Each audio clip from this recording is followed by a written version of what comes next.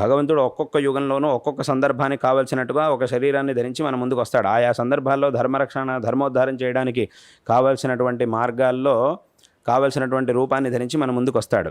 ఈ విధంగా ఈ కలియుగంలో మాత్రం భగవంతుడు శంకరాచార్యుల వారి రూపంలో వచ్చాడు. అంటే ఏమిటి? జగద్గురువు యొక్క రూపంలో వచ్చాడు. ఎందుకు అనంటే ఇప్పుడు సంహరించాల్సింది రాక్షసుల్ని కాదు, ఇప్పుడు ఎవరిని వ్యక్తుల్ని సంహరించాల్సిన అవసరం లేదు. ఇప్పుడు మనిషిలో ఉన్నటువంటి అజ్ఞానాన్ని పోగొట్టాలి. అజ్ఞానాన్ని పోగొట్టాలంటే జ్ఞానం ద్వారా అజ్ఞానం పోతుంది. జ్ఞానాన్ని ఇచ్చేటటువంటి వ్యక్తి ఎవరు అంటే గురువు.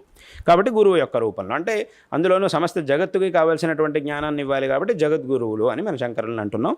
ఆ రూపంలో భగవంతుడు అవతరించాడు. కాబట్టి ఈ జ్ఞానం అనేది మనిషికి చాలా అవసరమైనటువంటిది.